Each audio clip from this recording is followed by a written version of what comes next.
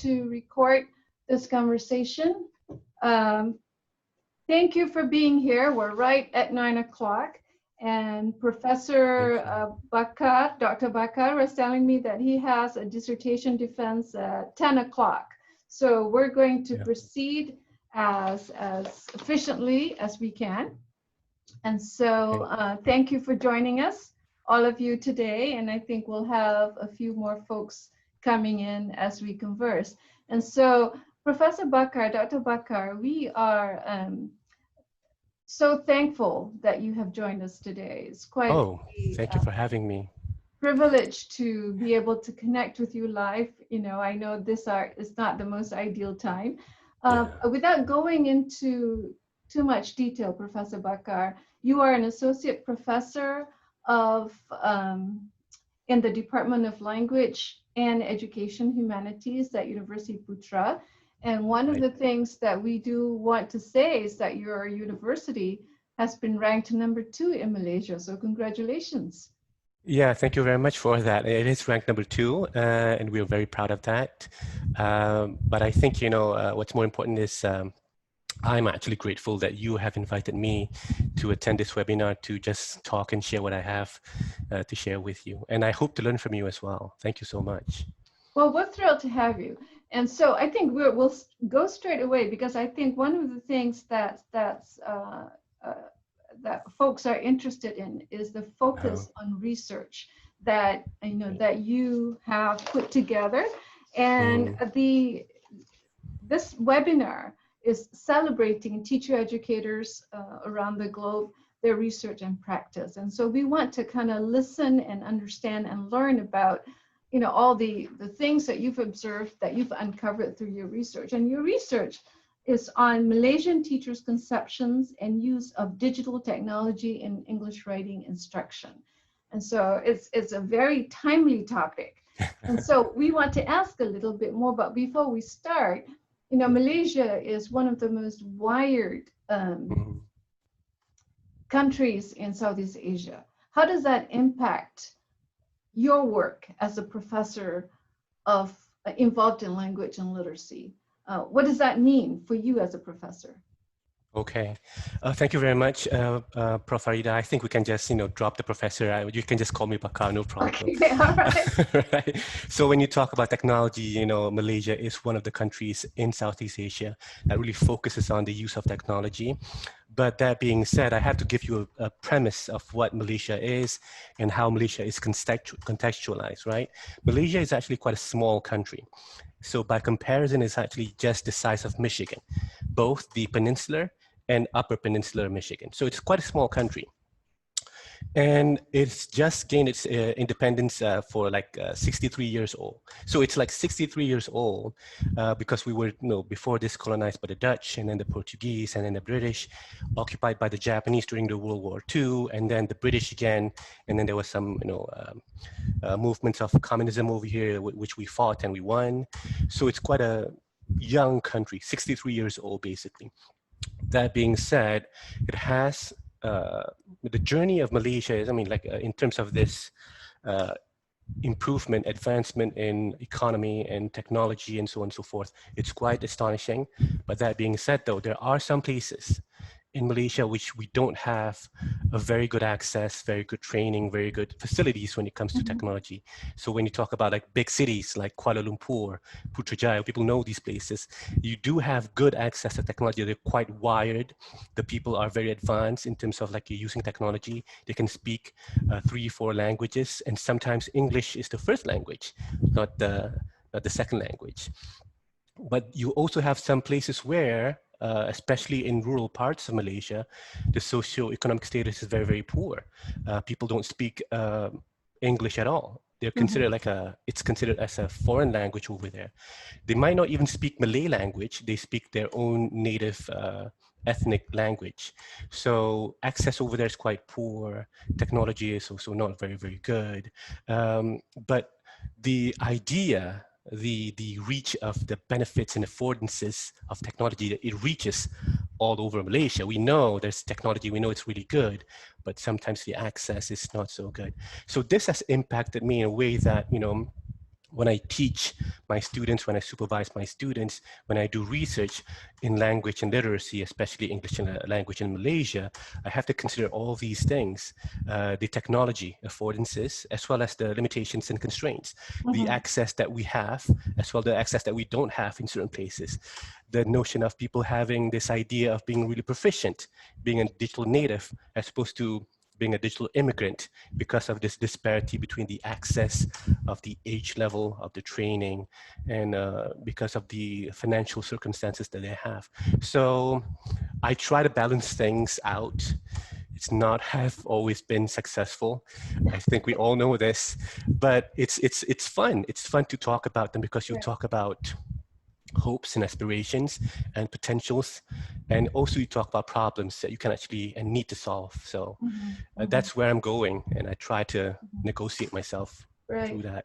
I think in many ways, I think the situation in Malaysia is reflected in other countries too.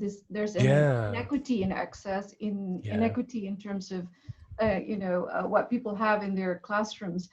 And so in terms of your research, that's why I was particularly interested in looking at the intersection of technology and English writing instruction, because that's pretty specific. Injecting it at Universiti Putra in Malaysia. And how do you make those equipment accessible to everyone? Or, is that provided by Universiti Putra? Are you talking about the facilities that we have in UPM to teach our students, our own students? Right. Okay, right. So Universiti Putra Malaysia is one of the 5 research universities in Malaysia. It's ranked number 2 in Malaysia. So we are a public university, meaning that we are almost like a university that's like supported by the Ministry of Education and also by the Malaysian government. So we do receive a lot of funding as compared to other universities. And because we are a research university, we have a lot of fundings to do research as well. And to do research, especially nowadays, you have to have good facilities like technology and also labs and so on and so forth. And Universiti Putra Malaysia is well known for agricultural research and also social sciences and so on and so forth. So we do prepare the university in a way that it is accommodating to all students, especially now with the COVID situation. Online teaching is really important. We have our Putra Blast, which is like a learning management system. We have labs over here. We have big farms and so on and so forth. So we have to prepare all these things. And when COVID struck on February this year, it was quite a shock for all of us, but we had to manage. So we had to do a lot of things back then, especially in terms of like preparing the data coverage and also the access, and also making sure that the internet is, good for everybody, especially on campus and outside of the campus as well. Making sure that students can actually access JSTOR and ERIC and so on and so forth to do their research and so on and so forth. So we've been doing that because we have good support from the government. But if you look at other universities, they might not have this kind of support. So, might not be as might not have everything that you have there at university. Right. So and UPM is also located in the Klang Valley area, which is like the Putrajaya, Kuala Lumpur. It's like these are like big cities, as opposed to my native hometown, Terengganu, which is like a very rural kind of place. So.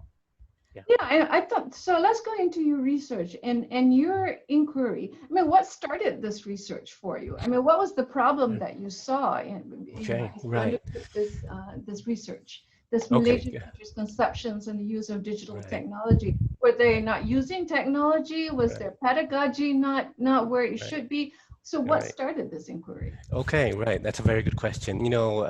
This is like a question that we ask to all PhD master students, right? Why do I do this? Why is this so interesting? That's a very good question. So the thing is, when you talk about Malaysia, especially when you talk about the use of educational technology, as well as teaching of writing, like why do I focus specifically on writing instruction, right?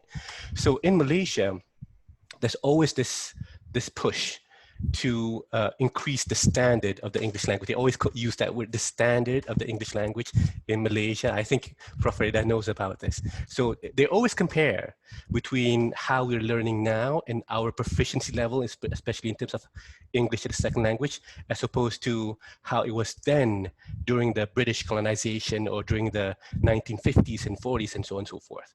So people still have this notion that, you know, even though English is a second language in Malaysia, people use English as almost like a national second language. We have to learn English over here. The standard is still low. Standards is still low. That's what they keep saying. And since 20 years ago, 30 years ago, I think, you know, 1998 until now, 1995 until now, people have been spending so much money, billions of Malaysian ringgit, to spend on technology. They believe that technology can actually solve this problem of, you know, people not being so very well versed with the English language. So they spend a lot of money in terms of like using technology, especially in terms of the hardware, the software, the training, coming up with computer labs in schools and trying to maintain them, you know, so billions of Malaysian ringgit. So like, there's quite a lot of money. Right. Still. And so, sorry to interrupt, but in the sense that then there is this connection here between technology and the improvement of the English language. Right. Is that something that, you know, I'd like to talk a little bit more about that, because then I think folks listening will say, well, that's not an automatic connection between the use of technology and the improvement of proficiency, particularly in writing. Now, if you were asked this question, like I'm asking now, what would you say? Well, you know, the thing is, like, because in Malaysia, like, English language is actually considered like a very, very important language to be mastered, because if you know English language, you can get a better job, you can go to a better university, you can actually be looked upon with a better status in Malaysia. So people believe that, you know, by using technology, you can actually be able to enhance yourself, not just in English language, but also in science and math and so on and so forth. But they spend a lot of money specifically for English and specifically for English writing. Why? Why English writing? Because in Malaysia, the national examination, especially if you, I mean, you know, the SPM examination, we call it over here, the exit examination for the secondary school or high school, the allocation of marks for writing is 50% of 100%.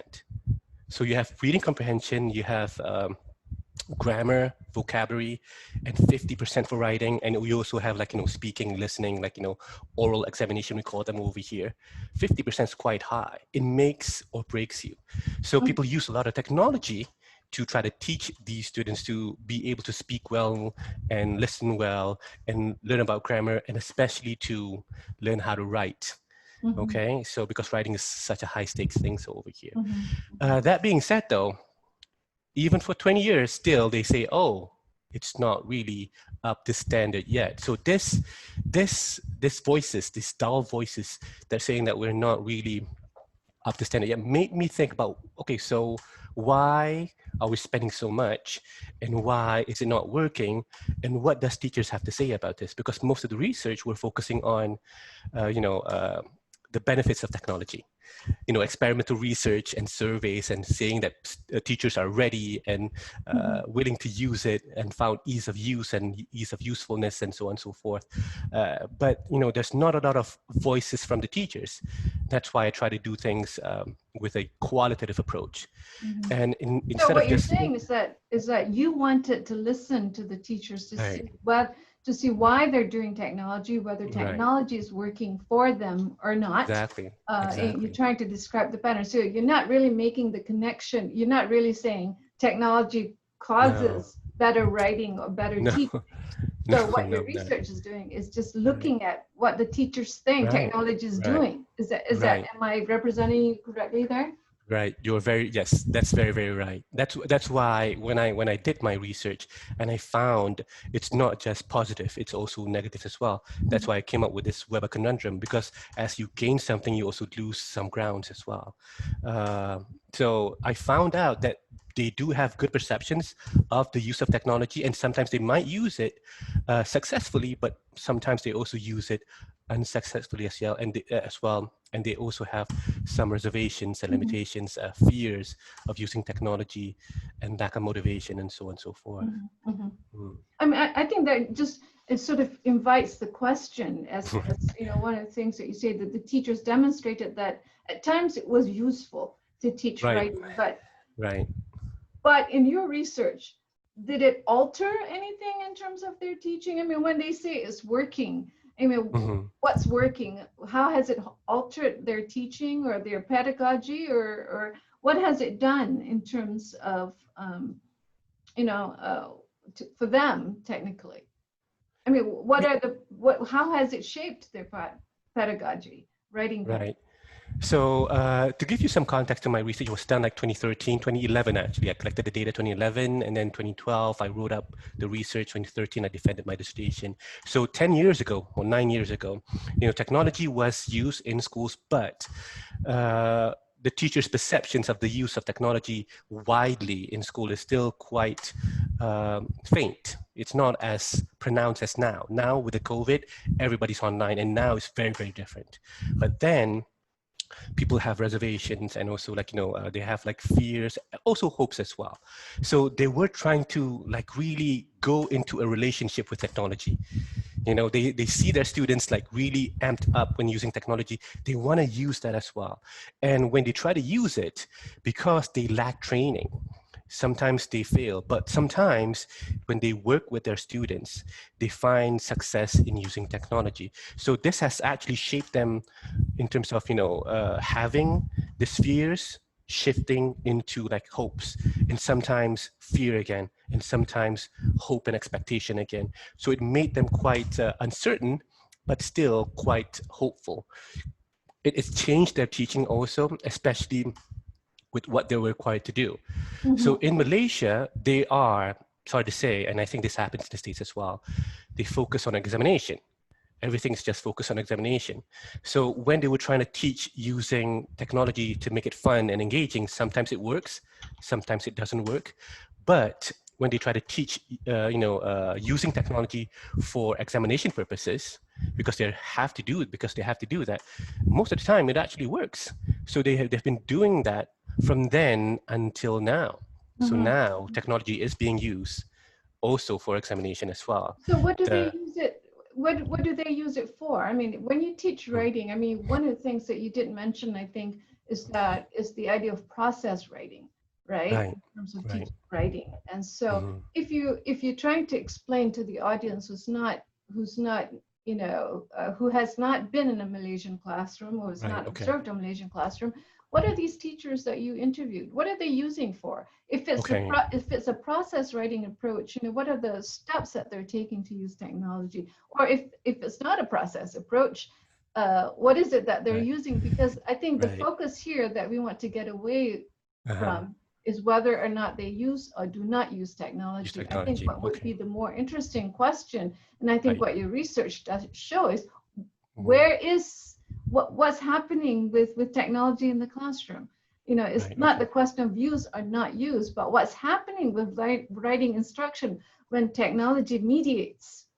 Very good question. Okay, so it's gonna be a bit long, my answer over here, I think. So in Malaysia, the focus is actually, you know, teaching for the examination, but in the curriculum, they want the students to be taught using the process-based approach, sociocultural approach, you know, student-centered learning, very communicative-based language teaching approach, but it doesn't really feed well into examination.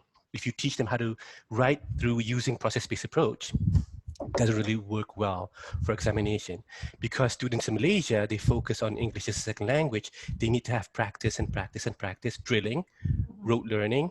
So instead, teachers use product-based approach. How do they do this? They provide samples of examination papers from past examinations and try to make students do them. And they use technology, websites where they store these past examinations, and also they communicate with teachers and examination graders. And also they actually show examples of using the correct words and sentences and phrases by using technology, websites, and also bringing the LCD projector into the classroom, laptops, and also WhatsApp discussion and so on and so forth. So that's how they use it. And when they use it to that, in that sense, students do appreciate them because they know examination is no joke. You have to score for the examination. The parents will be asking for your results. They don't ask you, what did you learn today? They ask you, what did you score today? That's what happens in Asian countries and Malaysia, I think. So, but it goes against what the government is saying. Government is saying that you should be teaching them using process-based approach, communicative language-based approach, where you have to engage with them, give them feedback, interact with them, but it doesn't feed well into examination. So they use instead a product-based approach, and they use technology to teach the product-based approach. So yeah. So there's that tension that's not resolved, No. right? In terms of the use of technology, because you have the exams, right? And right. that requires preparation, and then right. you have the situation whereby there is a collaborative. There's a focus on process writing, right? Whereby knowledge is constructed, writing is constructed, and there's also the other step of process writing, whereby there's scaffolding every step of the way, or a constant review of drafts and whatnot. So in a sense, technology, I guess it depends. It's not what technology is. It depends on, it depends on the pedagogy of of the teachers. But it also depends, as socioculturalists would say, the macro factors that surround the teachers as to whether or not they can use the technology to its fullest potential. Right, exactly. And so, there's the reason I use a sociocultural approach, especially the new literacy studies, theory or model in my study, because most of the other theories or concepts, I think they focus more on the psychological aspect, the content knowledge, the pedagogical knowledge, the technological knowledge, and also acceptance to use technology.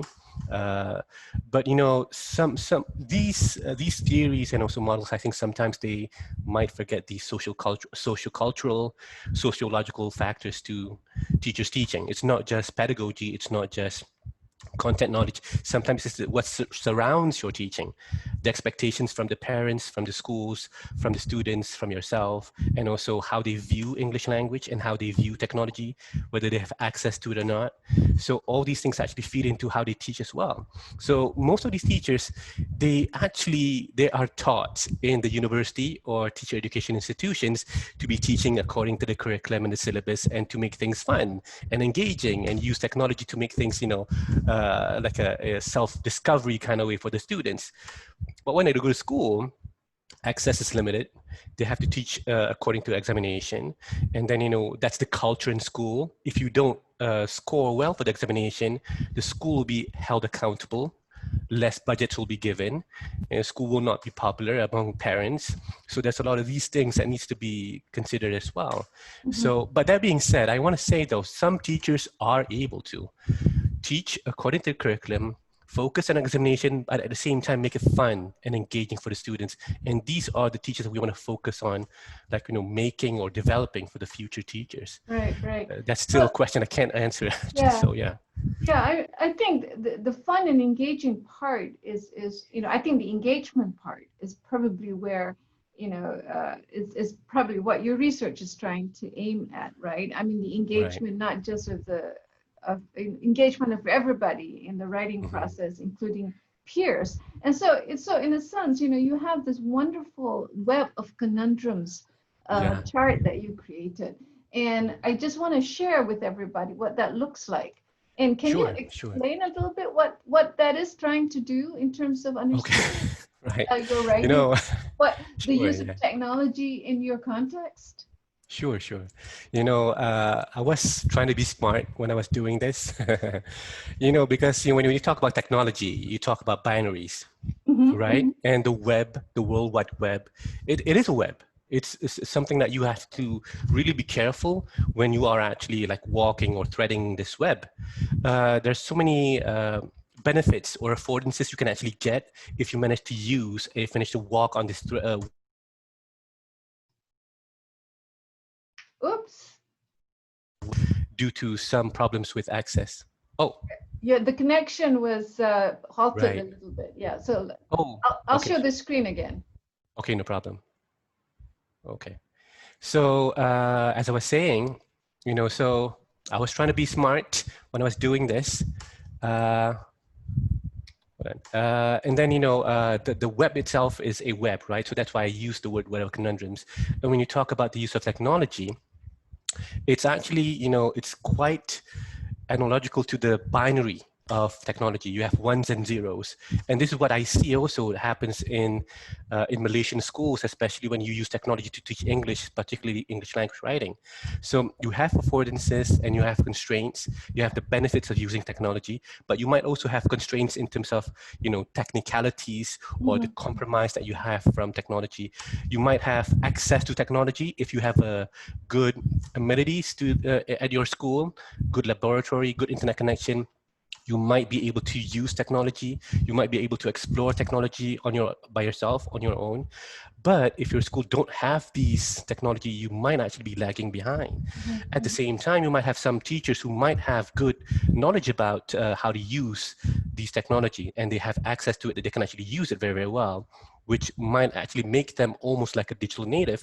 At the same time, in other schools, other settings, you might not have these kinds of things. So when you look at all these things, the access, the restraints or lack of access, the affordances, the benefits, and also the constraints, the lack of, the limitations basically, and also the notion of teachers being or students being like really proficient, almost like digital natives, as opposed to digital immigrants, all these things are actually both social and psychological. It's not just one thing over the other, it's all these things together. And you have to really thread the line, the web really carefully in order to actually benefit from technology. And sometimes you might have to sacrifice some things as well, depending on what you have in terms of the access, and also whether your students are capable to follow you, or you are capable to follow your students, ability to use technology or not. So in other words, right. in other words, the sacrifice of the dotted lines, yeah, is that what you're Right, exactly. Is that exactly. So that's an interesting concept, because it almost seems like technology is a double-edged sword. It is. I think so. Yeah, On the one I hand, think it it's does a lot of things. On the other, it takes away right. to some extent, or whatever it Exactly. is. Now, Yeah. just looking at your research as well, one of your research questions is, how do the Malaysian teachers' conceptualization of digital technology, relate and affect their use of technology in and of itself? How their concepts of technology affect their use of it, which I think it's an interesting question. But I think one of the things that came out from that research was that teachers, I mean, this is not just your teachers here in Malaysia, teachers have everywhere. The ones in your study have a huge inferiority complex about technology use. Right. And right. that's because they feel that their students are better technology users than they are. And then, and so, but this inferiority complex did not stop them.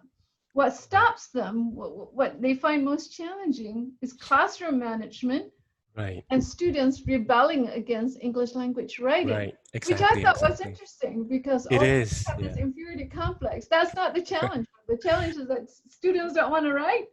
They don't want to write English in particular, and there's discipline problems, classroom right, exactly. problem. How is that? Explain that.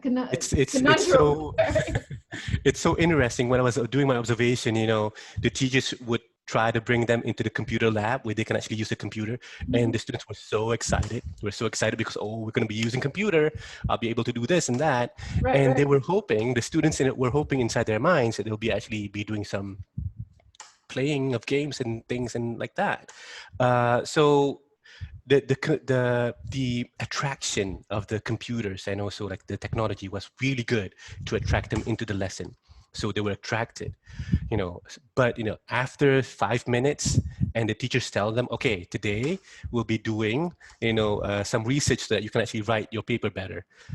Then they felt, well, the word would be like betrayed, which is like a really, it's a strong word, but that they felt betrayed. They were hoping to do some fun things, but the teacher wanted to teach, see? So that being said, the teachers have this complex.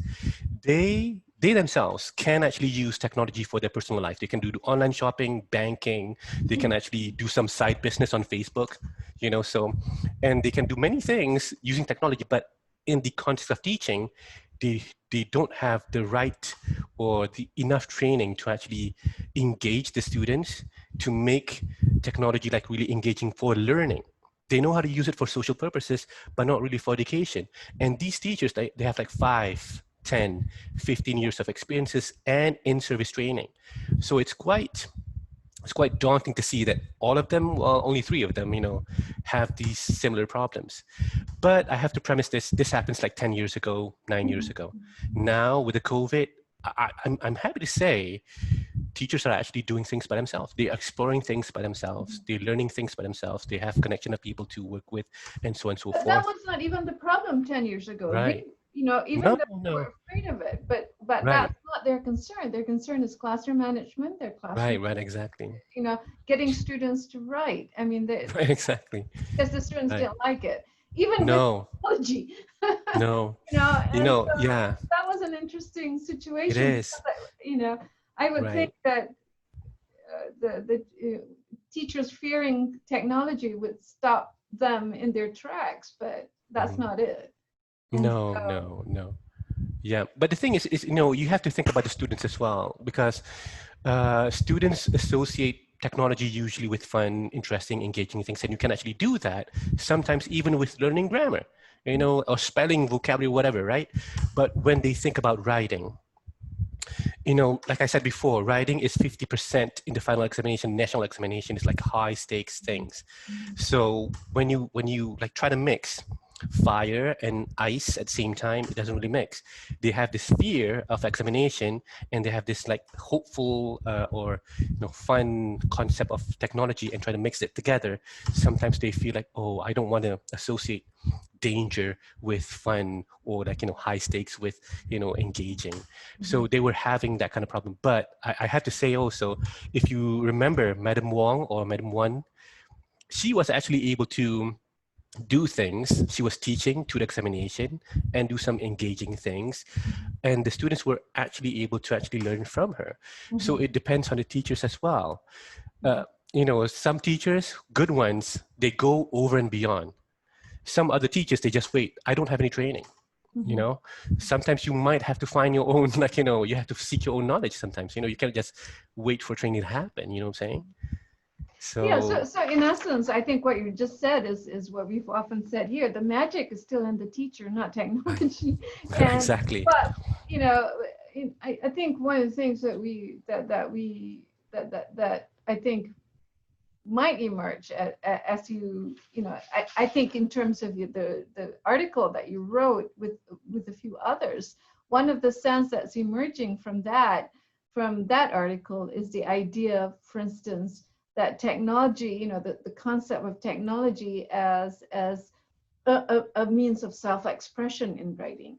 And so teachers and students have come to a point whereby they see it as a means for self-expression, a unique means of self-expression. Now, David Crystal would also include things like panchronic writing, whereby there's no closure.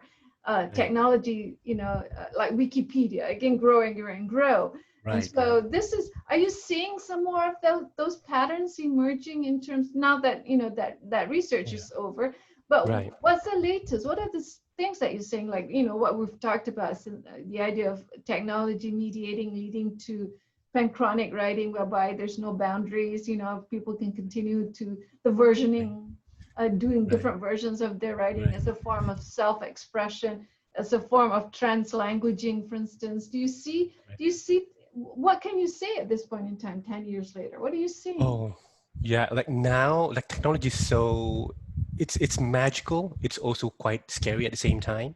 Things are so fast. Things happen so fast with technology. So like 10 years ago, you know, students were using forums and blogs and so on and so forth.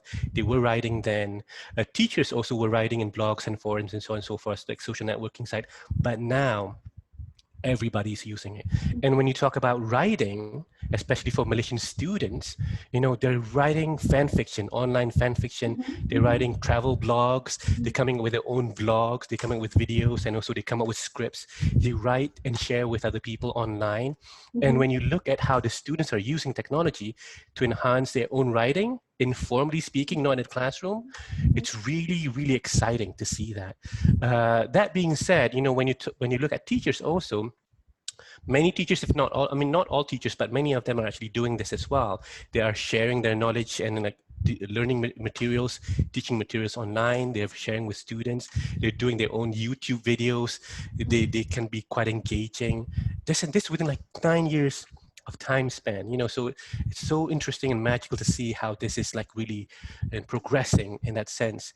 We were afraid then. Now everybody cannot live without technology, and then when we had this, you know, fear that technology will be overcoming us and language will be a barrier, now I don't see that so much anymore. In fact, it's actually connecting us more. Right. So it's quite, you know, quite exciting now. So in a sense, what you just said about writing too, I mean, going back to the discussion, right, teaching writing has also become more, you know, I mean, there's formal and informal, the blurring of the personal and classroom types of things. And you know, I mean, it's impacting writing in that way because it's oh yes, the outside and, you know, the formal, informal, you know, crossing boundaries of you know, professional and personalized type of you know, engagement with writing. So we have a couple of people here whose research is in writing and assisted by technology. And so Faisal or Renee, if you want to jump in with any of your questions, that this would be a good time. Faisal or Renee, and or Minnie as well. Happy to answer them. Yeah, I'll try to answer them as best as I can. You guys have to unmute, however. Oh, yeah. So, yes. Faisal, yeah, I'm outside right now. Oh, Minnie. Oh, that's nice. Yeah. Go outside. Because, you know, I was working in our company right now. And right now I came out of the building. So now I'm in a square. It looks really nice over there. Yeah, this is our yard, our company. You know, this is a living area also, and a building for people to you know, to work. Head office here. So I'm listening and trying to get some inspiration. Okay. Good. Yeah.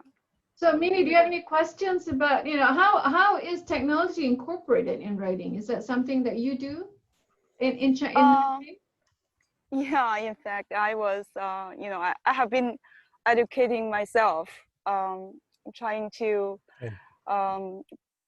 progress, you know, practice my listening and speaking so that I can be a better teacher in 5 years. I just planned for that. Maybe in the near future, foreigners want to learn Chinese, so I can teach Chinese online, and also I can help Chinese students learn English when they are they plan to go abroad to study or just take interviews, entering the foreign companies. Maybe I can help them. Excellent. Yeah. I think you're on your way. That's my goal.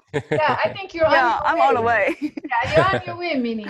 So going back to that focus on writing, in terms of the use of technology in writing, in teaching of writing, in engaging students in writing, how is that changing the landscape? Anyone wants to kind of jump in here? And since we have Dr. Bakar in the picture. Right.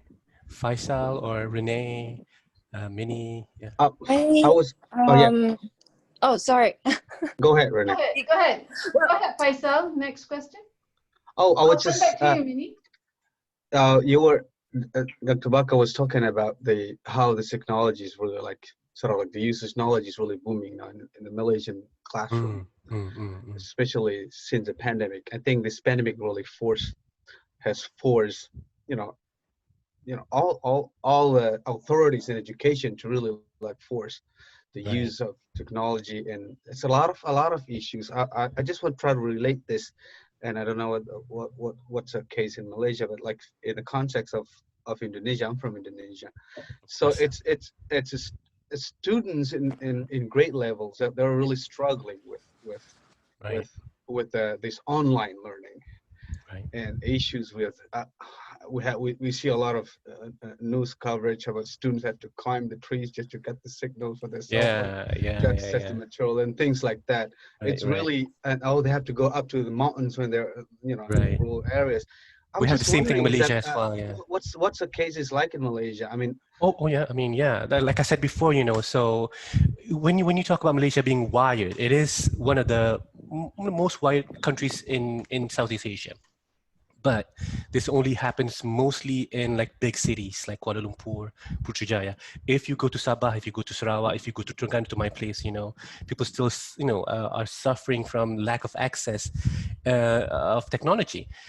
When you were talking about like, people having to climb mountains and trees to get good connection, because they have to answer for examination and things like that. That happened in Malaysia as well. So, and sometimes even in big cities in Malaysia, urban poverty is a real thing.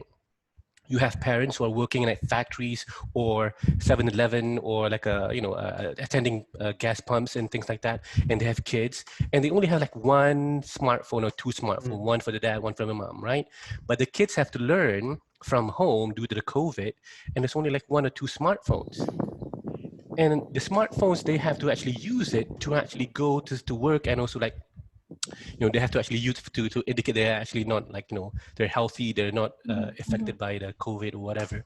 And yet, their kids have to use it, and they have to like take turns using it, So it's like access is like a real problem, not just, in Malaysia, but I think worldwide. So it's difficult to really pin down.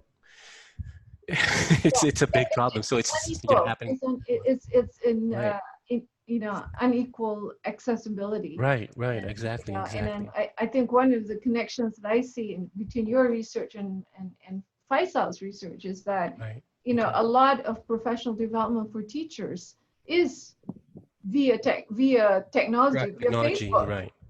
Because that's where it's happening now. And I think your research is showing us that even the learning of writing, people go beyond the confines of the classroom, and not just the student, not just the teachers, but the students as well. They go beyond the confines of the classroom to engage in writing. And I think we're seeing that as well in terms of the blurring of the lines between formal, informal, with the training of teachers, not the training, we don't use the word training anymore. We use the word education. We talk about the professional development of teachers, and teacher learning. Right. And so, Mini, is there something that you see too in terms of the connection between Dr. Bakar's research and how technology is mediating writing in your context? You mean, well, how is it used in writing in your context? Writing? Well, while listening to a recording, such as studio classroom, there's something on the air. They have advanced studio classroom, and we just listen to the articles, and listen, and we take notes and write down the main ideas, and then when we finish it, we just talk about it, retell, just like retell the story, or maybe news clips. We just discuss it. Right now, I have a partner. We learn together, and we just, for example, today we are learning that's a subscription on WeChat. And right now I don't have Wi-Fi. I just use my cell phone, and the connections were good, firstly. Right. And I can listen to it when I ride my bike to my own office in maybe 10 minutes or 12 minutes. And I can also connect with you. I mean, I can access internet, and it's very clear, right? So mostly we do that. I have a student from China. I'm sorry. No, I was just saying that, Spencer. Okay, go ahead. Because technology becomes a source for an input that you can use to aid writing. And so, you know, so that's wonderful. It becomes a, you know, a place where you can go for teachers to get sources of input to help them write or to help their students write. So Bakar, going back to you in terms of teaching writing, has it, how, you know, you mentioned in another webinar that we had, teachers were saying that technology is forcing a change of traditional pedagogy. Right. You see that happening? Oh, I mean, yeah. I don't know Definitely. whether that's a claim that we can make. I think yes. I think yes. For better or for worse. Before I answer that question, I just want to say to many, you know, like I do have some students doing their PhD and masters from China, and I think over there in China, like the use of social networking sites like WeChat and TikTok even, and for my other students, they use AWE. Automated writing evaluation systems, and they even have their own AWE with it. It's called PGuy. Do you know PGuy, Mini? It's used in secondary schools and also in tertiary levels where they actually, like, you know, you write something. It's almost like Grammarly or Criterion. They use it like really extensively over there. So the landscape of research in China, especially in writing, is actually like really wide over there. So in response to Faridah's question about how we are teaching, is it changing over here? It's definitely changing, and we are forced to change. And I think it's for the better. You know, when in the case of Malaysia, with the pandemic, you know, teachers are not so reliant anymore on the schools or on the Ministry of Education to provide them with the training. They actually, you know, train themselves to learn how to use WeChat, how to use WhatsApp, how to use Zoom and Loom and Flipboard and so many things that they're using right now, because they have their friends who are doing this, and they're self-teaching themselves, and they also learn from their students, and they can actually make things much more engaging and fun without having the constraints of like just focusing on on just like finishing the syllabus or the curriculum anymore. So now, you know, I'm seeing so many things, and I'm really happy to see this, the teachers being able to engage themselves and engage the students as well. But it's also quite sad that we have a COVID pandemic to make them, to force them to change. It should have come like naturally, I think. Well, you know, I mean, everything happens for a reason. So one of the things that I think that was my next question, which is how does that impact professional development programs for writing teachers? Okay, I so think your research, how does that impact your view of what professional development for teachers should be? What is that? What should that program be like? Right. So like right now, like I've been thinking about this for the past few years, even when after I finished my dissertation, and especially now, you know, the more I think about it, I think it's really difficult for us to follow and track technological products. Impossible for us to do that. You buy an iPhone, and tomorrow the iPhone will be an old iPhone. It will be obsolete. You know, you can't keep track of technological products, but you have to be digitally literate. Digital literacy is really important, not just for the students, but most especially for the teachers. So in terms of professional development, they have to know how to be digitally literate, how to be able to, you know, translate knowledge of using WhatsApp into TikTok or into something else. They have to be able to know how to do this, because sometimes in schools, you might have advanced technological amenities. Sometimes you only have basic Wi-Fi. But if you have digital literacy and you know how to use whatever technological products you have, you can still teach and be engaging and be informed, as well as make things fun and purposeful for your students. So digital literacy is actually a very important thing. It's not just about knowing how to use technology, but using it for educational purposes, teaching and learning and engaging motivation. So specifically, if you're going to work with teachers of writing, you know, how does your research inform you? Say you become this coordinator of this huge writing center, and you have a whole bunch of writing teachers, right? Okay. How does that impact this program that you developed to support them, to essentially I think you talk about preparing pre-service teachers and whatnot. What kind of a program professional development program would you have, given the research that you have done? What would that look like? I mean, digital literacy would be one of them, obviously, but specifically for writing. Specifically for writing, I think, I would still focus more on like process-based approach. We have to teach the students to not just learn about writing for the examination, but writing for themselves, preparing them for the workplace, and also preparing them to be able to write for themselves, to self-discovery and so on and so forth. And I think technology can actually help us do that. One of the concerns that teachers have when they were using process-based approach, especially without using technology, was the time. If you use process-based approach, you have multiple drafts, you have to give feedback. And when you have 5 classes of 40 students in each class, that's 200 students. You can't oversee their writing and their drafts. But with technology, especially when you use certain types of technology, like, writing informally for fun, and also using certain websites and applications to help them with their, sentence coherence and so on and so forth, you can actually be able to supervise and see them and also be motivating and engaging to them. So if I were to come up with this program, we'll be using process-based approach in giving feedback, in doing peer feedback and teacher feedback, and using also something like AWE to help the students to like self-discover learning by themselves as well. And this has to come in tandem. You still have to have people who are teaching and supervising, motivating, liaising with the students, as well as technology for them to actually learn by themselves and engage with the teachers and also writing instructors. So it has to come in tandem. It has to be mutual. I think one of the things, Renee, if you're there, if you can hear me, this is one of the things that I think there's an intersection with your research and Renee.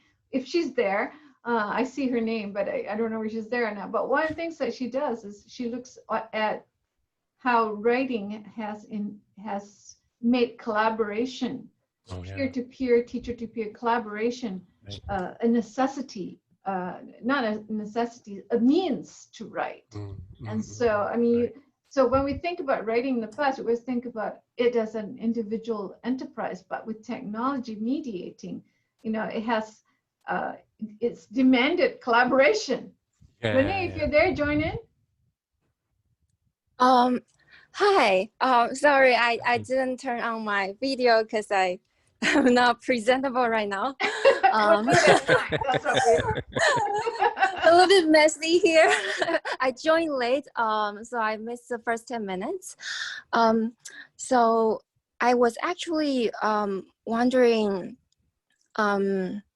so for when teachers like Faridah kind of summarized my research for me, when teacher use technology, they integrate that into classroom and then to help students with their collaboration when they write together. There are some challenges they will face, or in your context, like the COVID, the pandemic period of time, teachers try to self-educate themselves in how to integrate technology into their class or integrate with their original pedagogy.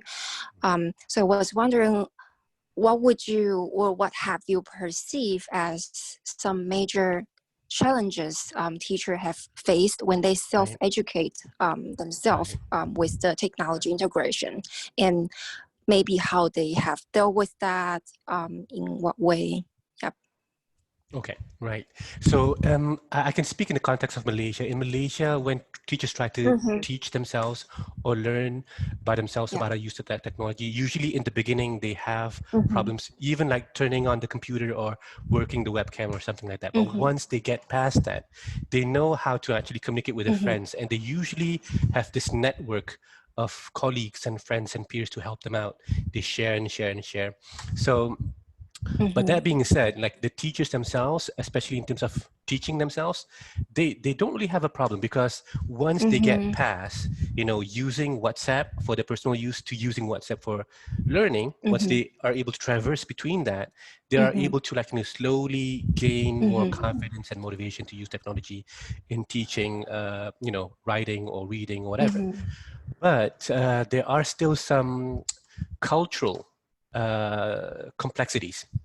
So, for example, in Malaysia, in Asian countries, I think, you know, teachers are still regarded as the sage in the stage, okay, on the stage.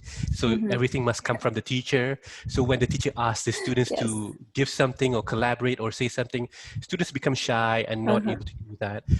So that's also something that we have to think about. And sometimes teachers also might still have some inferiority complex. If the students are so good at technology, they feel like, oh, I'm so poor, you know, and they would actually ask their students to actually teach on their behalf or do everything and expect everything to come from the students. So sometimes expectations are not met.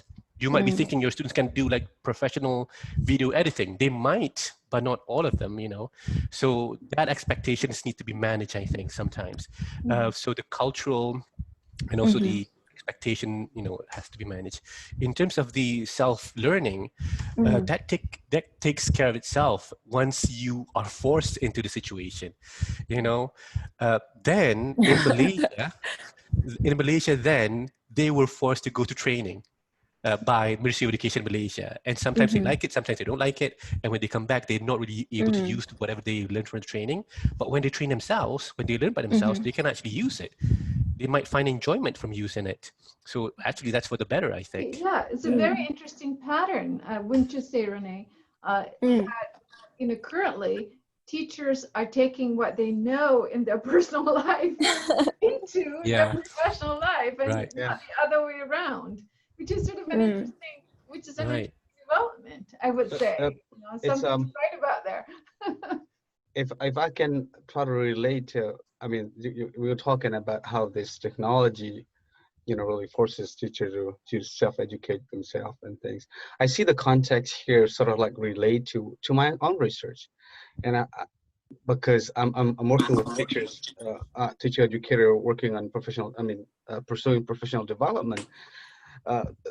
They sort of like see there's some sort of like distance between what they need and what the government really provide. And they actually use the technology to take charge of their own development. Like in one particular example is the goal for a university professor, for example, or those because teacher educator would be a university professor, is by writing for international publication, for example.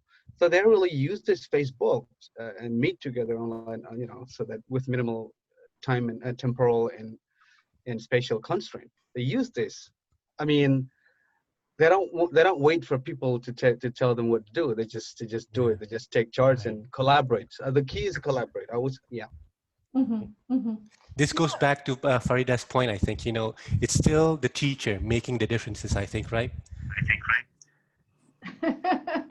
I think, you know, yes, I think it's a teacher and the teacher's use of technology. And I think it's you know, right now it's all of it. I think if you going to your web of conundrum metaphor, you know, it's the teacher and a whole bunch of things making an impact on how technology mediate the teaching of writing. Anybody, we have only a few minutes, and Professor Bakar has a defense. So Minnie, if you want to ask a question, or Renee or Faisal, or even Dr. Bakar, if you want to say something that we've not asked, you know, before we end off, if you want to, you know, if there's something Yeah, go ahead. Okay. Just while you guys were sharing about how teachers like with the pandemic time, they self-learn and then they pick maybe the tool or they chose the way that would help with their teaching or pedagogy. And would you say the way they integrate technology right now is more like the minimum like they try to survive, or they just try to do more like the emergency teaching. So maybe that didn't change their principle or pedagogy that much, but they try to do whatever that can get them through the time. Or like what was your observation on what they did with the So if you were asking me about my observation right now, especially during the COVID situation, the bad thing about the COVID situation, well, there's so many bad things about it, but it's gone on for a very long time. It's since like February until it's now, October. So like 8 months, right? And we'll be having more, I think, after this as well. But from being teachers who have to teach according to the curriculum, have to survive in this situation, they have actually adapted to it. They're now making teaching much more fun for themselves as well as for their students. They have to, because they have to find enjoyment in their teaching somehow. So good teachers are still good teachers, they want to make things meaningful for them. But that being said, there are some teachers who just wait for their salaries. I mean, that's a bad way to say it. They just want to get things done, and they just do things like minimally, sometimes just to do according to the syllabus and things like that. But there are some teachers out there who are actually going over and beyond to just find meaning and making things, meaningful for their students as well. They know, they're much more aware. Now, I think teachers are much more aware. Before this, I think teachers were not so aware about students' lack of access, lack of training, lack of knowledge about the use of technology. But when they have this pandemic, this COVID pandemic, they would know that students, sometimes they have to actually share smartphones with their siblings. They don't have internet connection. So they're being much more aware, and they try to find ways to actually accommodate these students and make things meaningful for them as well as for their students. So that's one good thing about that, I think. Teachers are doing their best, doing their best to make it work, and I think that's what teachers do. We try to make it work regardless. And I think one of the things that Renee said, which is the difference between ERT, emergency remote teaching, and online teaching, making that distinction is important, because people think online teaching is what happened in March, which teachers had 2 or 3 days to kind of get everything online, and so that's not exactly optimum in terms of integrating technology into your teaching. So I'm glad Renee brought that up, and I'm glad, Bakar, that you talked about how the resiliency of teachers. To continue to find ways to make it work with technology, given the circumstances that we're in. So as we finish up, is there something that you want to say that you did not get to say in this setting? Well, no, actually, you asked me a lot of questions. I'm just grateful that you have invited me to share what I've been focusing on this past few years or decade or so. Thank you very much for inviting me, and thank you very much, Faisal and Minnie and Renee, to have shared your expertise with me as well, and sharing your passion of doing research on technology and English language, language and literacy education. So I don't have anything to say or to ask, but just thank you. Thank you so much for having me. Well, thank you for sharing your insights with us and giving us a little bit of a glimpse into your world. And thank you very much, everyone.